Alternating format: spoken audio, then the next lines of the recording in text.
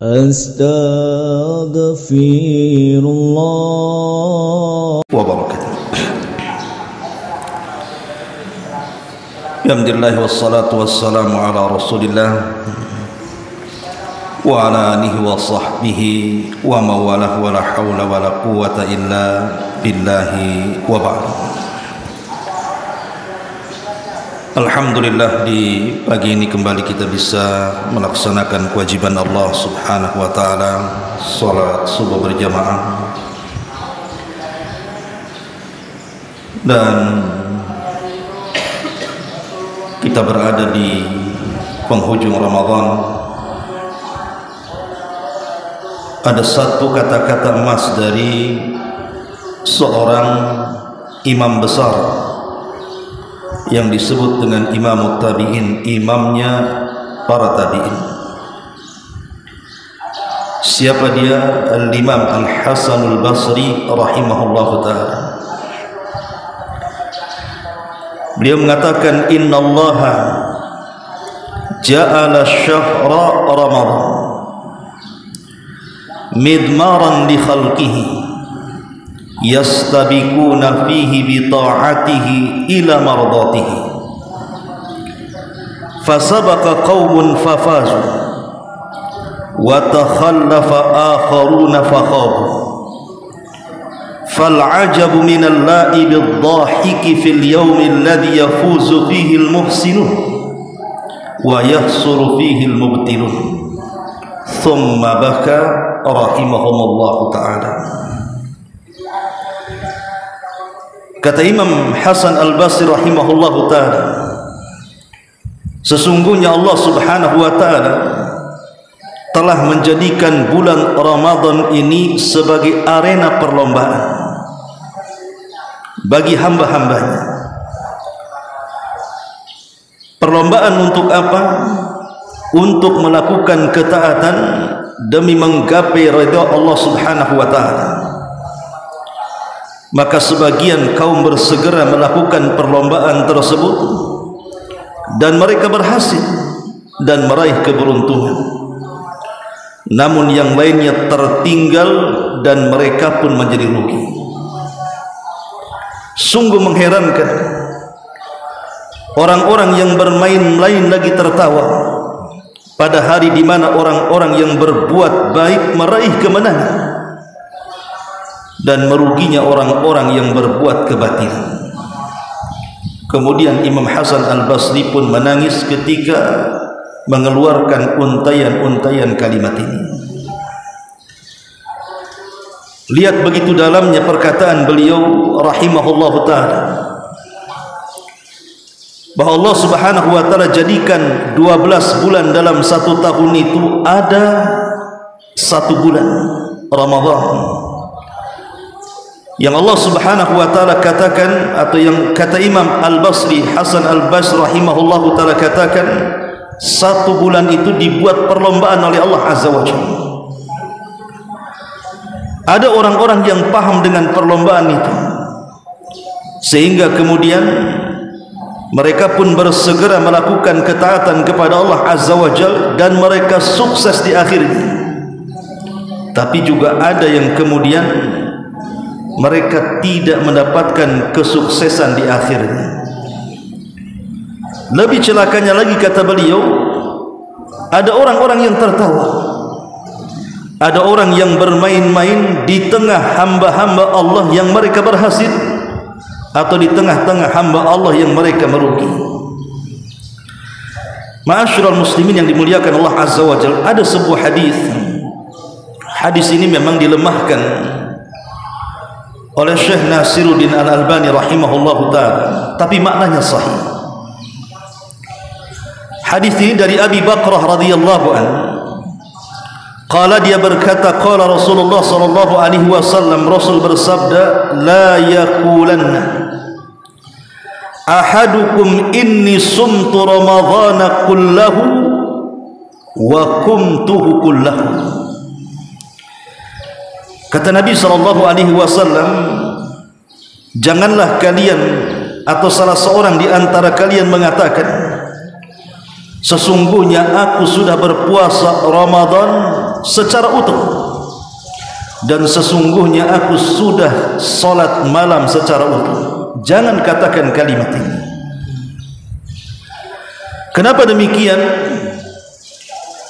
Karena Nabi SAW memberikan alasannya. Pertama, kita dilarang untuk mentazkiyah diri kita. Tidak boleh kita memberikan rekomendasi kepada diri sendiri bahwa kita ini sudah sukses secara mutlak di bulan Ramadan. Allah katakan, fala tuzakku anfusakum, janganlah kalian merasa bersih diri. Kenapa demikian? Alasan yang kedua, karena selama bulan Ramadan kita ini di antara dua perkara. Pertama, terkadang kita tertidur dan terlalaikan. Yang kedua, terkadang kita terjaga kemudian kita melakukan kemaksiatan. Entah saat berpuasa kita menggibah, entah saat berpuasa kita menghina, entah saat berpuasa kita bermaksiat, kita tidak tahu.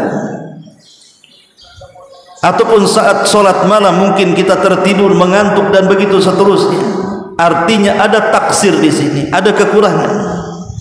Makanya kenapa Nabi SAW mengatakan, jangan pernah salah seorang di antara kalian katakan bahwa aku sudah puasa secara mutlak, secara utuh, sudah berhasil. Belum. Sesungguhnya seorang hamba itu dalam setiap perbuatannya pasti ada kekurangan. Tidak mungkin tidak ada kekurangan. Perhatikan hadis-hadis yang sering saya ulang-ulang. Kebanyakan fadilah-fadilah dan amal-amal di bulan Ramadan itu semua bicara soal ampunan. Seperti Nabi SAW mengatakan, man shoma Ramadhana imanan wa ihtisaban ghufira lahu ma taqaddama min dhanbi. Barang siapa yang berpuasa Ramadan, dia yakin dengan kewajibannya dan mengharap pahalanya, Allah ampuni dosa-dosanya yang telah berlalu. Ini kalau cerita puasa. Kalau cerita tarawih, maka Nabi SAW mengatakan, man qama ramadhanan imanan wa ihtisaban ghufira lahu ma taqaddama min dhanbi. Barang siapa yang menegakkan malam, maksudnya salat qiyamul lail, salat tarawih, penuh iman dan mengharap pahala Allah, Allah juga ampuni dosa-dosa yang telah berlalu. Ini kalau cerita tarawih. Kemudian cerita tentang menghidupkan malam Lailatul Qadar, juga kurang lebih hadisnya. Man qama lailata qadrin imanan wa ihtisaban ghufira lahu ma taqaddama min dhanbi. Barang siapa yang menghidupkan malam Lailatul Qadar penuh iman dan mengharap pahala Allah, maka Allah akan ampuni dosa-dosanya. Artinya semua ibadah-ibadah vital di bulan Ramadan itu terkait ampunan. Terkait ampunan. Tapi kenapa kemudian Nabi SAW di sini kita tidak boleh mengatakan bahwa saya sudah berpuasa secara mutlak ataupun sudah merasa solat malam kita ini merasa puas. Lah ketika Allah Subhanahu wa taala menceritakan soal pahala ampunan itu, Allah tahu bahwa kita ini makhluk yang berlumuran dosa, bahwa manusia itu selalu ada kekurangan. Sehebat apapun orang beribadah, ada saja kekurangan. Makanya setelah kita melaksanakan sholat wajib, wirid yang pertama kali kita baca apa? Astaghfirullahaladzim wa atubu ilaih. Disuruh istighfar kita 3 kali. Langsung setelah kita mengucapkan salam, assalamualaikum warahmatullah, assalamualaikum warahmatullah, kita disuruh untuk astaghfirullahaladzim 3 kali. Kenapa demikian? Karena boleh jadi dalam solat kita, solat subuh tadi, ada kekurangan. Maka untuk menyempurnakan kekurangan itulah dengan cara istighfar. Ma'asyiral muslimin yang dimuliakan Allah Azza wa Jalla, maka nasihat yang berharga, jangan pernah meninggalkan Ramadan kecuali setelah kita memperbanyak istighfar untuk menyempurnakan kekurangan puasa kita. menyempurnakan qiyamul lail kita, menyempurnakan qiraatul Quran kita, menyempurnakan menghidupkan malam-malam Lailatul Qadar kita, dan semua ibadah yang kita lakukan di bulan Ramadan. Qatafidin, muliakan Allah Subhanahu wa taala. Allah Subhanahu wa taala rahim kepada kita. Ketika kita bermaksiat kepada Allah Subhanahu wa taala, Allah tahu. Pasti Allah Subhanahu wa taala tahu. Karena Allah yang mengatakan, "Qul in tukhfu ma fi sudurikum aw tubduhu ya'lamhu Allah." Apapun yang kalian sembunyikan dari dada-dada kalian ataupun yang kalian tampakkan, Allah tahu.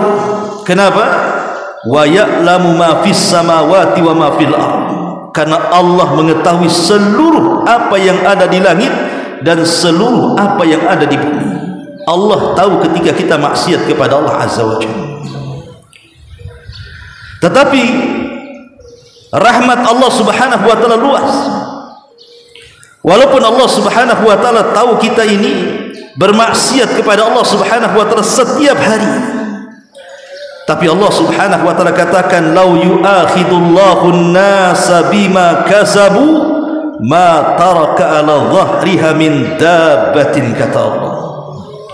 Sekiranya Allah menyiksa setiap manusia disebabkan dosa-dosa mereka, niscaya tidak akan Allah tinggalkan di permukaan bumi ini satu makhluk yang melata sekalipun. Dalam ayat yang lain, ma taraka 'alaiha min dabbah. Law yu'akhidullahu an-nas bi dzulmihim ma taraka 'alaiha min dabbah. Kalau seandainya Allah langsung mengadab setiap kezaliman yang kita lakukan, tidak ada manusia yang hidup di permukaan bumi. Kenapa demikian? Karena tidak ada manusia yang tidak berbuat dosa. Tidak ada manusia yang tidak berbuat dosa. Siapa yang manusia yang berbuat dosa, ikhwan? Tidak ada. Makanya ketika seseorang datang kepada Nabi SAW dan mengatakan, "Ya Rasulullah, wala anta ya Rasulullah," maksudnya ketika Rasul bicara soal tidak ada orang yang masuk surga kecuali karena rahmatnya. Sahabat ini mengatakan, "Termasuk engkau wahai Rasul?" "Termasuk aku," kata Rasul. Kan Nabi SAW tahu bahwa ada kekurangan pada diri dia saat beribadah kepada Allah Subhanahu wa taala. Mungkin tidak dalam bentuk maksiat, tapi dalam bentuk boleh jadi menyibukkan dengan perkara-perkara mubah sehingga dia lupa mengingat Allah Subhanahu wa taala. Jangankan manusia, para malaikat datang kepada Allah Subhanahu wa taala pada hari kiamat dan mengatakan, "Subhanaka ma abadna haqqa ibadati." Maha suci Engkau ya Allah, kami belum betul-betul melaksanakan ibadah dengan sebenar-benar ibadah kepadamu. Ini ucapan malaikat yang Allah Subhanahu wa taala katakan, "Wa yaf'aluna ma yu'marun." Semua malaikat itu melakukan apapun yang Allah perintahkan. La ya'sunallah, tidak pernah bermaksiat kepada Allah. Di antara mereka ada yang sujud sampai kiamat, ada yang ruku sampai kiamat, ada yang bertasbih sampai kiamat. Tapi ketika mereka menghadap Allah, mereka mengatakan, "Subhanak ma'abadna haqqa ibadatik." Maha suci Engkau ya Rabb, kami benar-benar belum melaksanakan ibadah dengan sebenar-benar ibadah kepadamu. Kalau malaikat mengucapkan seperti ini, harusnya kita juga sama. Ma'asyiral muslimin yang dimuliakan Allah Subhanahu wa taala, tapi rahimnya Allah setiap hari di sepertiga malam akhir Allah Subhanahu wa taala datang mengundang kita untuk mendengarkan dari lisan-lisan kita istighfar kita. Sampai Allah Subhanahu wa taala mengatakan, "Man yad'uni fa astajibana, wa man yas'aluni fa'utiyah, wa man yastaghfiruni fa'aghfirlah." Siapa yang berdoa ku kabulkan, siapa yang minta ku kasih, siapa yang beristighfar ku ampuni dosa-dosanya. Padahal Allah Subhanahu wa taala tahu manusia ini banyak melakukan dosa, tapi Allah tidak mengadab mereka. Bahkan Allah tawarkan ampunannya. Setiap hari Allah datang ingin mendengar keluh kesah kita kepadanya. Itulah rahmat Allah Subhanahu wa taala. Padahal Allah tidak berhajat sama sekali dengan kita. Jangan kita sangka Allah berhajat dengan kita. Wallahi Allah tidak berhajat dengan kita. In ahsantum ahsantum li anfusikum wa in asa'tum falaha, kata Allah.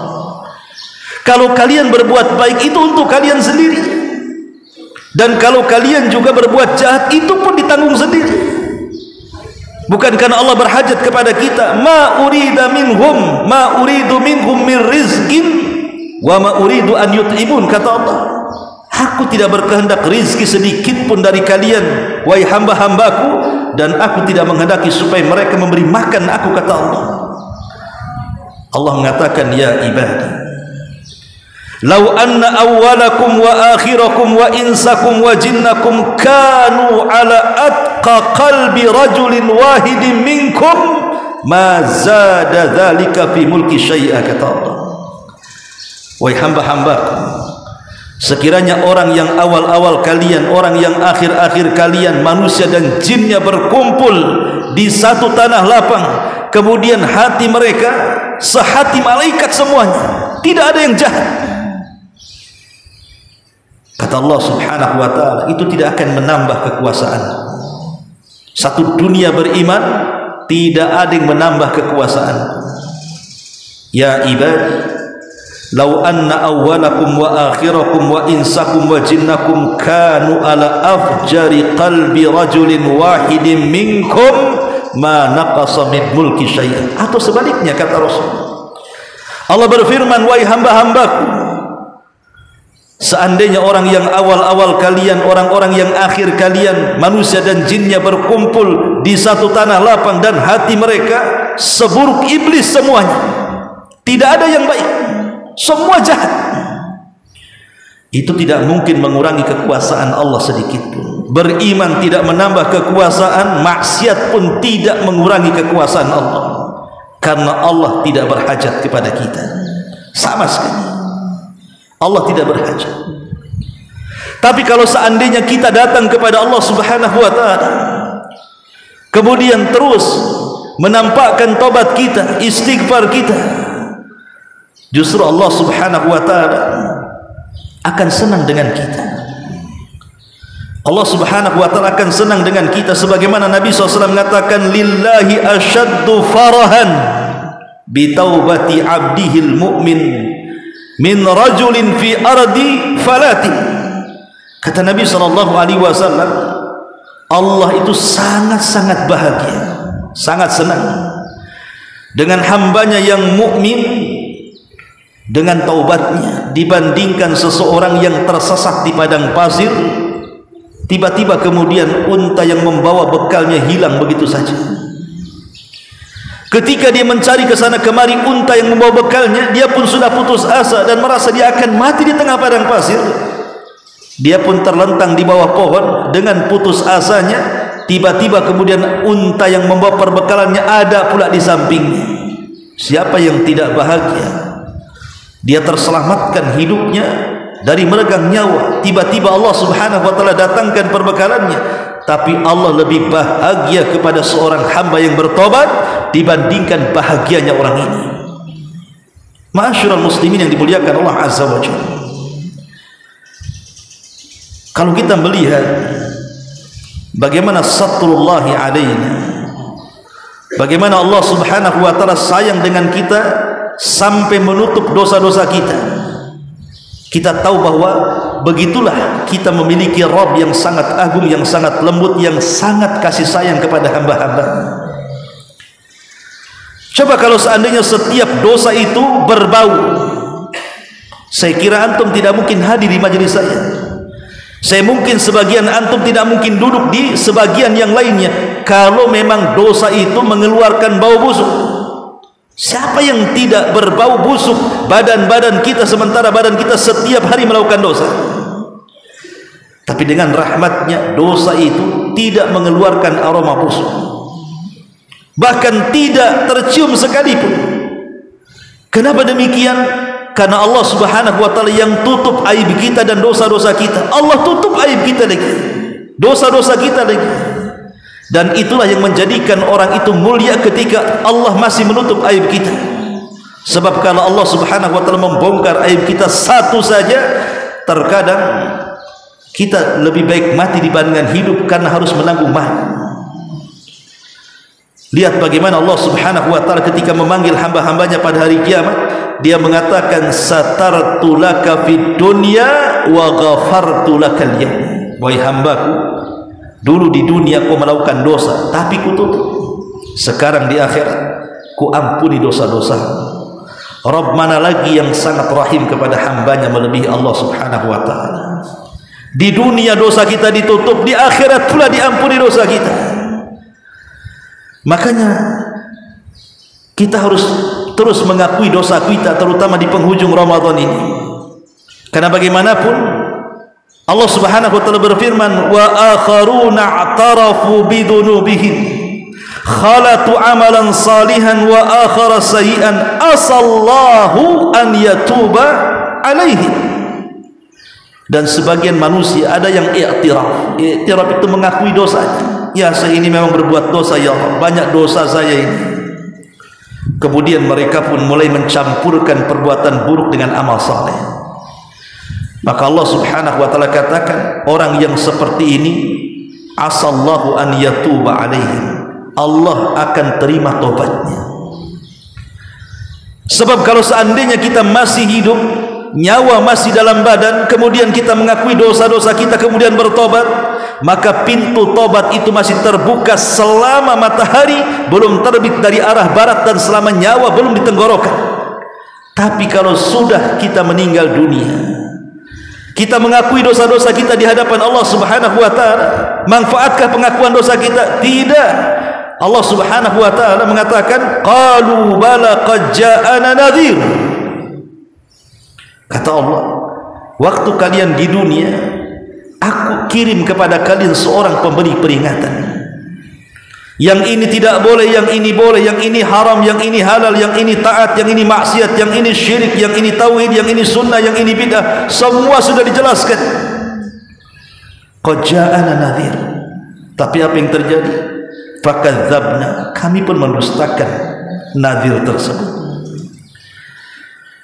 Wa qulna ma nazzalallahu min syai', dan kami katakan Allah tidak menurunkan sedikit pun. In antum illa fi dhalalim kabir, kata Allah, sungguh kalian berada di atas kesesatan yang nyata. Kemudian orang-orang yang masuk neraka itu mengatakan, wa qalu law kunna nasma'u aw na'qilu ma kunna min ashabis sa'ir. Kalau sewaktu di dunia kami mendengar dan kami berakal, tentu kami tidak akan masuk ke dalam neraka syair. Fa'tarafu bidzambihim. Mereka pun kemudian mengakui dosa mereka. Manfaatkah pengakuan dosa mereka? Tidak. Karena mengakui dosa di akhirat itu percuma. Makanya Allah mengatakan fasuhqa li ashabis syair. Celaka bagi orang-orang yang masuk neraka syair. Maka sebelum nyawa hilang dari badan kita dan sekarang berada di penghujung Ramadan, maka pengakuan dosa itu harus terus kita ucapkan dengan memperbanyak istighfar dan taubat. Karena hanya dengan itulah kita bisa menyempurnakan ibadah-ibadah kita di bulan Ramadan, dan kita tidak merasa bersih diri di hadapan Allah Subhanahu wa taala. Wallahu a'lam bishawab. Ini yang bisa sampaikan. Subhanaka wa bihamdika asyhadu an la ilaha illa anta astaghfiruka wa atubu ilaik. Allahu ta'ala a'lam. Assalamualaikum warahmatullahi wabarakatuh.